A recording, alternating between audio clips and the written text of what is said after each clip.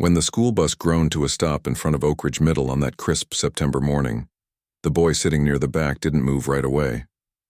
He watched the other kids spill out like water from a tipped cup, laughing, shoving, calling out inside jokes he didn't understand. He adjusted the strap of his backpack, took a slow breath, and stepped down onto the pavement. His sneakers barely made a sound. He'd only been in this town for 3 weeks. Before that, he lived in the city, where sirens were background music and neighbors knew each other by the rhythm of their footsteps in the hallway.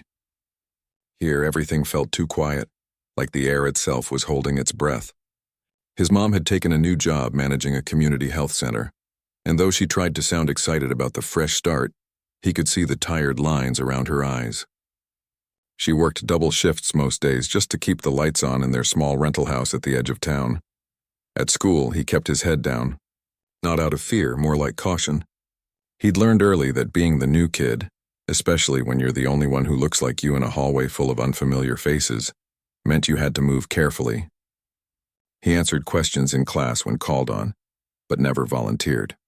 He ate lunch alone in the library, where the only sounds were the soft rustle of pages and the occasional cough from the librarian dozing behind the front desk. He liked it there. Books didn't stare. Books didn't whisper, but silence, he soon discovered, wasn't armor. It started small. A snicker when he walked by, a muttered comment about his hair. Why's it look like that?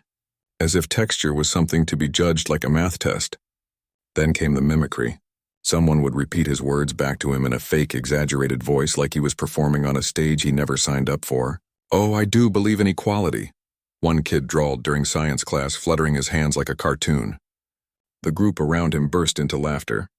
The teacher glanced up from her desk but said nothing. Just kept writing on the board. He didn't react. Not then, he knew better. Reacting gave them what they wanted. A show, a reaction, proof that their words could crack him open. So he stayed quiet. But inside something tightened, like a knot pulled too hard. The notes started appearing in his locker a week later. Crumpled pieces of notebook paper with stick figure drawings, big lips, wild hair, a name scrawled underneath that wasn't his but felt like a brand. He'd stuff them into his pocket and throw them away at home, never telling his mom. She already carried so much. He didn't want to add another weight. One afternoon after gym class, he found his water bottle knocked over in the locker room, its contents spilled across the floor. His gym shoes were missing. He stood there in his socks, heart thudding, scanning the empty room. No one was around. But he knew. He didn't need proof. The message was clear. You don't belong here. He walked home that day, 2 miles in socks and damp gym shorts, because he couldn't face the bus ride. The walk gave him time to think, to breathe, to let the heat behind his eyes cool into something steadier.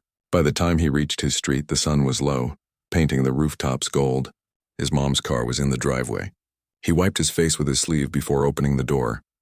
"Hey, baby," she called from the kitchen, stirring something on the stove. "How was school?" "Fine," he said, dropping his backpack by the couch. It was easier than explaining. She turned, wiping her hands on a towel. "You sure? You look tired." "I'm okay," he said, and forced a small smile. "Just hungry." She studied him for a long moment, then nodded. "All right. Dinner's almost ready." That night, after she'd fallen asleep on the couch with the TV murmuring softly, he sat at the kitchen table with a flashlight and a library book he'd checked out that day, the autobiography of Malcolm X. He wasn't reading it for school. He was reading it because he needed to hear a voice that understood what it meant to be seen as a threat just for existing. The words felt like armor, like someone had reached across time and handed him a map. The next morning, he took a different route to school. Longer, yes, but it avoided the corner where the older boys usually hung out before first bell. He walked fast, eyes forward, hood up just enough to shield his face from the wind, and from curious stares. In the library at lunch, he found a new book, Hidden Figures. He read about women who calculated orbits with pencil and paper, while the world told them they weren't smart enough to do math. He underlined a sentence in his mind. They didn't wait for permission. They just did the work. By Friday, the whispers had grown louder. During social studies, someone passed a note down the row that landed on his desk. He didn't open it, just slid it into his notebook and kept writing. But later in the bathroom between classes, 2 boys from his math group cornered him near the sinks. Think you're better than us? One asked, leaning against the tile wall with a smirk. He didn't answer. Just washed his hands slowly, watching the water swirl down the drain. Bet you don't even know how to throw a punch, the other said, stepping closer. He turned off the faucet, dried his hands on his jeans, and looked the boy in the eye, not with anger, but with something quieter, something harder to read. I don't need to, he said, and walked out. The words hung in the air behind him like smoke. That weekend, his mom took him to the public library downtown, a real one. With tall windows and shelves that stretched to the ceiling, he wandered the aisles for hours, pulling down books by authors whose names he'd never heard but whose stories felt like home. He checked out 3, one about a boy who built a windmill from scrap metal, another about a poet who wrote letters to her younger self, and a third filled with photographs of everyday heroes, teachers, nurses, bus drivers, who changed lives without headlines. On Monday, instead of heading straight to class, he stopped by the main office and asked to speak with the librarian. She was a woman with silver-streaked hair and glasses that hung on a beaded chain. She listened as he explained his idea. A small group just once a week where students could talk about books that mattered to them. Oh, grades, no pressure, just conversation. She tilted her head. Why do you want to start this? He thought for a second. Because stories remind us we're not alone, she smiled. Then let's make it happen. He didn't tell anyone, not yet. But as he walked to his first class that morning, something had shifted. The knot in his chest hadn't disappeared, but it had changed shape. It wasn't fear anymore. It was purpose. And for the first time since arriving in Oak Ridge, he didn't feel like he was just passing through. He was planting roots, even if no one could see them yet. The history lessons started like any other. Maps on the projector, a timeline on the whiteboard. The teacher's calm voice explaining the Montgomery bus boycott. But halfway through, something shifted. A hand shot up from the back row. Why do we keep talking about this stuff? The boy asked, loud enough for the whole room to hear. It's all in the past. Why can't we just move on? The teacher paused. Because understanding the past helps us build a better future, she said gently. But the comment hung in the air like smoke. And after class, it caught fire. As he walked toward the bus loop that afternoon, backpack slung over one shoulder, he felt it before he saw it. The huddle of boys near the bike racks, their eyes locked on him. 3 of them, all older, all familiar. One cracked his knuckles like it was a warning. Hey, the tallest one called out, voice dripping with fake cheer. You gonna lead a protest next? Gonna shut down the whole school 'cause someone looked at you wrong? Laughter followed, sharp and hollow. He kept walking, eyes on the cracked pavement ahead. He'd learned not to engage. Words only fed them, but they weren't done. They stepped into his path, forming a loose wall. The tallest one leaned in, close enough that he could smell the gum on his breath. You think you're special 'cause you read books and talk all proper? You're still just you. The words that came next weren't shouted. They were whispered, low, cruel, and loaded with generations of hate. Words that weren't just about him, but about every black boy who'd ever been told he was too loud, too dark, too much, or not enough. Then came the shove. It wasn't dramatic, no flying through the air, no slow-motion fall. Just a hard push to the chest that sent him stumbling backward. His glasses flew off, skidding across the asphalt. He landed hard on one knee, palms scraping against the rough ground. For a second, everything went quiet. He looked up. A small crowd had gathered, kids waiting for the bus, others just passing by. No one moved. No one spoke. They just watched, frozen, like this was part of the daily scenery. His heart pounded in his ears. Not from pain, from something deeper. A hot, hollow feeling in his chest, like someone had reached in and scooped out his dignity and left nothing but shame in its place. He didn't cry. Not there. Not with them watching. Slowly he stood, brushed the gravel from his jeans, walked over to where his glasses lay, bent at one arm, lens smudged with dirt. He picked them up, slipped them on, and kept walking, past the boys, past the crowd, past the bus stop. He didn't go home right away. Instead, he walked. Past the gas station, past the empty baseball field, down the side street lined with oak trees shedding their leaves. His breath came in short bursts, not from the cold, but from the pressure building behind his ribs. He wanted to scream, to punch something, to disappear, But more than anything, he wanted to be seen. Not as a target, not as a symbol, but as a person. By the time he reached his street, the sun had dipped below the rooftops. His mom's car was still gone, late shift again. He let himself in, dropped his backpack by the door, and went straight to the bathroom. He turned on the faucet, splashed cold water on his face, and stared at his reflection. His eyes were red-rimmed but dry. His jaw was tight. He looked tired, older than 12. He changed into dry clothes, made a peanut butter sandwich, and sat at the kitchen table. The house was silent except for the hum of the refrigerator. He thought about telling his mom, but how? Some kids called me names and pushed me down sounded like playground stuff. And it wasn't. It was heavier than that. It was the kind of thing that didn't leave bruises you could point to, but scars you carried inside. So he stayed quiet. That night, he lay in bed, staring at the ceiling. The image of the crowd watching him fall played on a loop in his mind. Not one person stepped forward. Not one voice said, "Hey, that's enough." But then another thought crept in, small but stubborn. What if I don't wait for someone else to speak up? The idea didn't come all at once. It grew slowly, like a seed pushing through concrete. He remembered the librarian's kind eyes when he'd asked about starting a group. He remembered the girl in his English class who once smiled at him when he quoted Langston Hughes. He remembered the boy who sat alone at lunch too, sketching in a notebook no one ever saw. Maybe he wasn't as alone as he felt. The next morning, he woke before his alarm. He showered, dressed, and packed his bag with two things, his copy of Brown Girl Dreaming and a fresh notebook. Instead of heading straight to homeroom, he went to the library before the bell. The librarian was already there, shelving books. She looked up when he walked in. "Morning," she said, smiling. "I was wondering," he said, voice steady despite the nerves fluttering in his stomach. "Could we start that group this week? Thursday after school?" Her eyes lit up. "Absolutely. I'll put up a sign near the bulletin board, nothing flashy. Just stories that shape us, all welcome." He nodded. "Thanks, he didn't tell anyone at school. Didn't post anything online. Just let the quiet invitation hang in the air like an open door." Thursday came. He sat at a small table in the back corner of the library, book open, hands folded. The clock ticked past 3:15, 3:20, 3:25. No one came. His stomach dropped.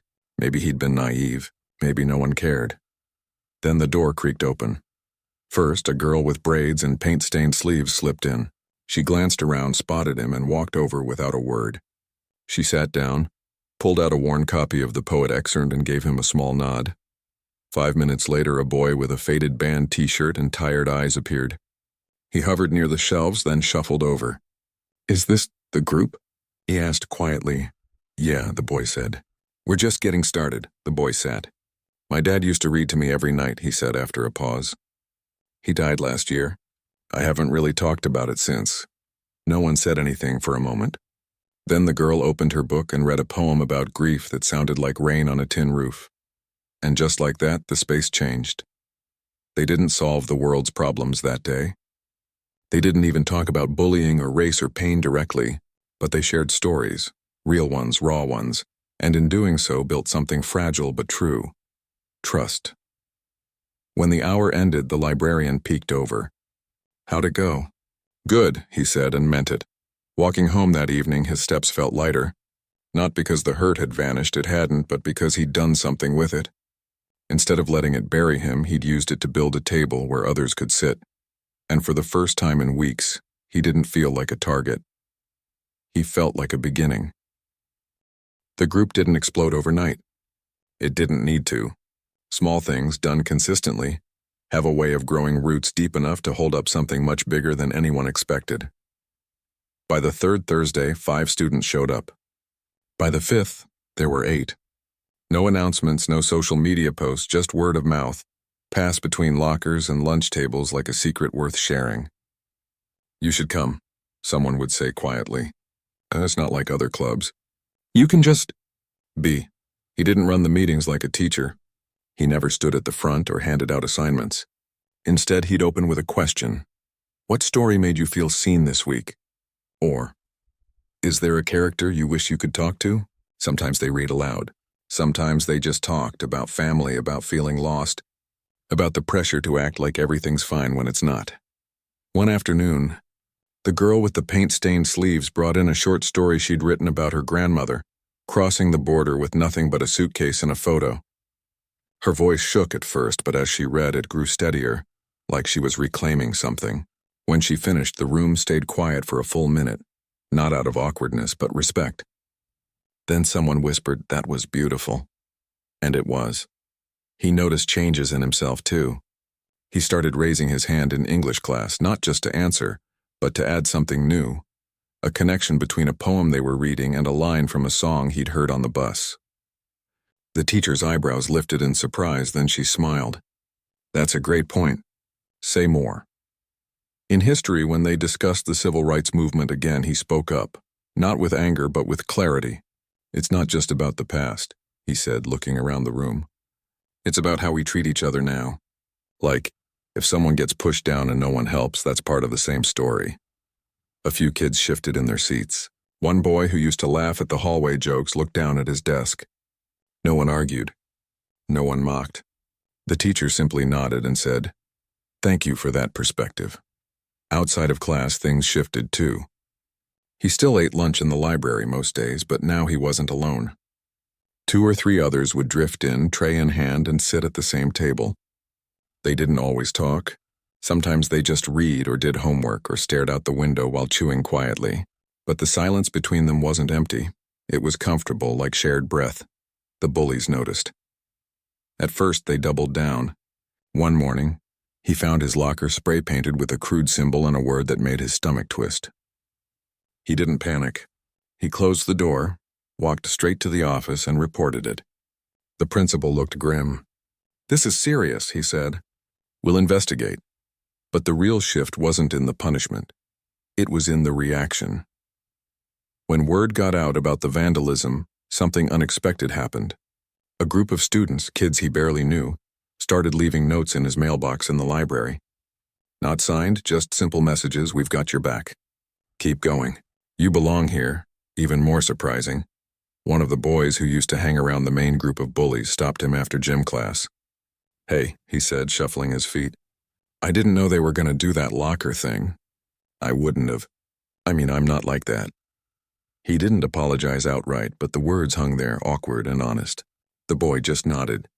"Thanks for saying that. It wasn't forgiveness. It was acknowledgement. And sometimes that's where change begins."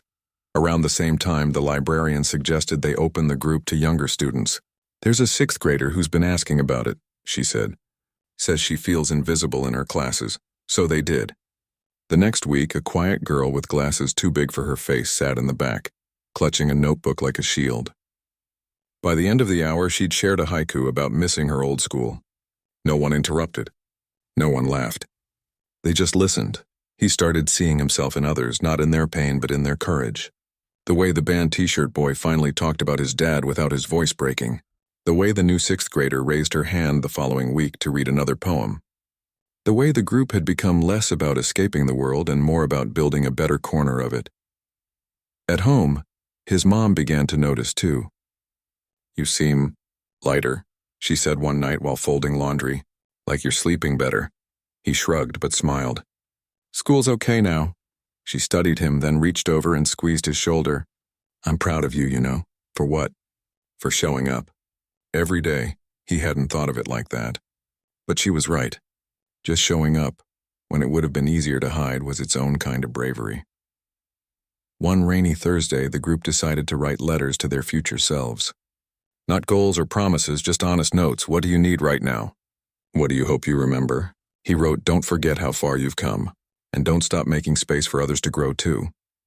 As he folded the paper and slipped it into the envelope the librarian provided, he realized something.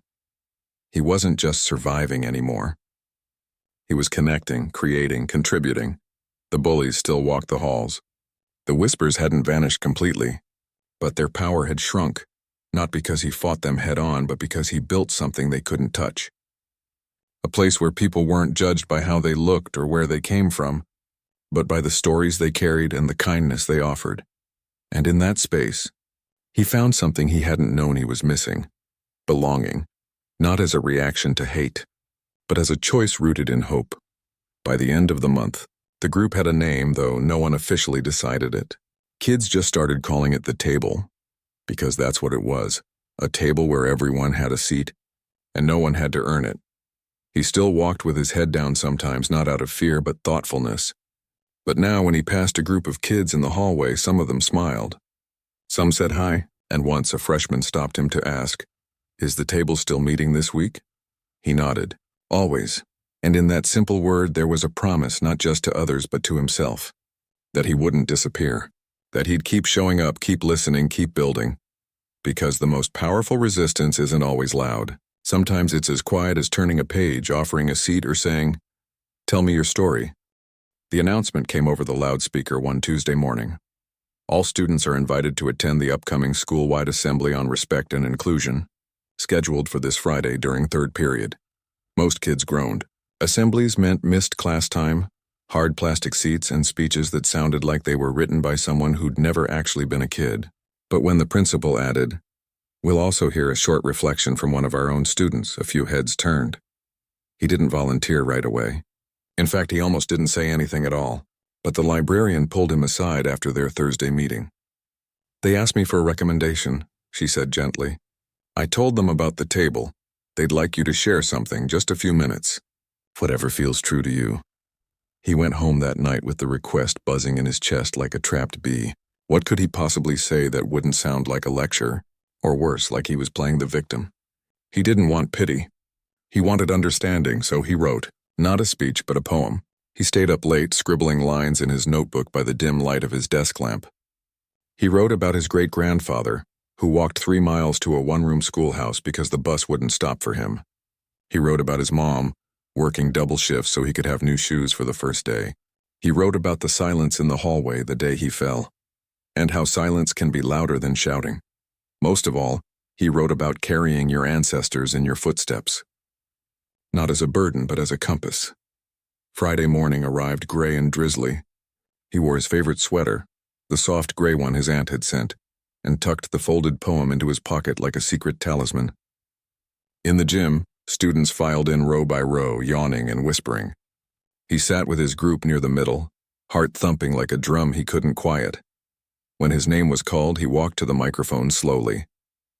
The gym fell quiet. Not the forced silence of obedience, but the kind that comes when people lean in because they sense something real is about to happen. He didn't look at the crowd. He looked at the floor, then at his hands, then finally at the back wall where the exit sign glowed red. And he began. His voice was quiet at first, almost swallowed by the space. But it grew steadier with each line. He didn't mention the bullies by name, didn't describe the slurs or the shove. Instead, he talked about what it feels like to walk into a room and wonder if your presence is welcome. About how stories can be lifelines when the world tries to tell you you're too much or not enough. "I used to think I had to be small to be safe," he said. "But then I met people who showed me that my voice matters, not because it's loud, but because it's mine." When he finished, there was a pause. Then one pair of hands started clapping. Then another. Soon the whole gym was applauding. Not the polite kind, but the kind that rises from the chest, warm and real. Afterward, kids he'd never spoken to came up to him in the hallway. "That was amazing," one girl said, eyes bright. "I felt that." A boy from the soccer team gave him a nod that said more than words. Even a teacher he barely knew stopped him near the science wing. "I'm sorry I didn't see it sooner," she said softly. "Thank you for helping us see." But the most surprising moment came later that afternoon. As he packed up his books after the table meeting, one of the older boys, the one who'd shoved him months ago, lingered near the library door. He didn't come inside, just stood there shifting his weight, hands jammed in his pockets. When their eyes met, the boy cleared his throat. "Hey," he mumbled. "What you said, it made me think." He paused, looked down, then back up. "I'm sorry, it wasn't a grand apology. No tears, no dramatic confession. Just 2 words, awkward and honest, hanging in the air like a bridge someone finally decided to cross." The boy didn't say, "It's okay," because it wasn't, not fully. But he nodded. "Thanks for saying that," and that was enough. Word of the assembly spread beyond the school. A local education blog picked up the story. Not about the bullying, but about the student-led group that grew from it. The principal, sensing a positive shift, asked if the table would help plan a cultural heritage night. He agreed, but only if it was a team effort. So they met after school for weeks brainstorming. The girl with paint-stained sleeves designed posters. The band T-shirt boy organized a playlist of songs from different cultures. The quiet sixth grader helped write invitations for families. The night of the event, the school cafeteria transformed. Tables held dishes brought from home: jollof rice, tamales, kimchi pancakes, collard greens. Students shared family photos, traditional clothing, poems in languages the school had never celebrated before. His mom came, standing near the back with tears in her eyes as she watched him introduce a reading by a group of younger kids. Afterward, the principal approached him. "You've changed this place," she said. He shook his head. "We did, because that was the truth." It wasn't just him. It was the girl who shared her grandmother's story. The boy who admitted his grief. The freshman who asked for a seat at the table. The teacher who finally listened. Even the kid who said sorry. Change wasn't a single act. It was a chain of small choices: showing up, speaking up, reaching out, letting go. By the end of the month, the table had evolved again. With support from the counseling office, they launched a peer mentorship program pairing older students with newcomers. He helped train the first group, teaching them how to listen without fixing, how to welcome without assuming, how to be present without performing. One afternoon, as he walked past the hallway where he'd once been shoved, he saw a new student, small, nervous, eyes darting, standing alone by the lockers. Without thinking, he slowed his steps. "Hey," he said gently, "you in Mr. Ellis's class?" The kid nodded. "I'm headed there now." "Want to walk together?" The relief on the kid's face was immediate. He fell into step beside him, shoulders relaxing just a little. No grand gesture, no speech. Just two kids walking down a hallway side by side. And in that simple act, the circle kept growing. He still carried the memory of that fall, the scrape of his palms, the sting of being watched, but not helped. But now it didn't define him. It reminded him that belonging isn't given, it's built. Brick by quiet brick, word by honest word, hand by outstretched hand. And he was no longer just surviving the school. He was helping shape it. Spring arrived quietly in Oak Ridge, the kind of season that sneaks in through open windows and longer afternoons. The air smelled like wet grass and blooming trees, and for the first time in months, the boy didn't brace himself when walking into school. He didn't scan the hallways for threats or rehearse responses in his head. He just walked, shoulders relaxed, backpack slung over one shoulder, eyes meeting the world instead of avoiding it. He wasn't the same kid who'd stepped off the bus that September morning, head down, heart guarded. Back then, he'd measured his days in survival. Make it through first period. Don't react. Get to the library. Go home. Now, his days had rhythm, not just endurance, but purpose. He'd joined the debate team almost by accident. One of the seniors from the table had nudged him during lunch. "You're always making smart points in class. You should try it." He'd shaken his head at first, but then he went to a practice, listened, spoke once, and the coach had looked at him like he'd just discovered a hidden instrument in an old attic. "You've got a gift for clarity," she said, "and calm. That's rare," so he stayed, not because he wanted trophies, but because arguing ideas, fairly, respectfully, with evidence and heart, felt like another way to build bridges instead of walls. During tournaments, he watched how people leaned in when he spoke, not because he shouted, but because he chose his words like stones carefully placed across a river. At school, his role kept shifting. He wasn't the new kid anymore. He wasn't the one they picked on. Teachers now asked for his take during discussions. Younger students waved when they saw him in the hall. Even the lunchroom felt different. He still sat with his group, but now their table was often full, not because they sought attention, but because others felt safe there. The mentorship program he'd helped start was thriving. Every Tuesday and Thursday, older students met with newcomers, kids who'd just moved, kids struggling with classes, kids who just needed someone to say, "I see you." He mentored a quiet seventh grader who loved drawing robots. They didn't talk much at first, just sat together sketching or doing homework. But one day the kid handed him a folded piece of paper. "Made this for you," he mumbled. It was a comic strip, two stick figures walking side by side under a sun labeled Oak Ridge. One had a backpack. The other had a speech bubble that said, "You got this." He kept it taped inside his locker. His mom noticed the change before he did. One evening, while chopping vegetables for dinner, she paused and looked at him. "You stand taller now," she said softly. "Like you've finally let yourself take up space." He didn't answer right away, just stirred the pot on the stove. But later, as they washed dishes together, he said, "It's okay now.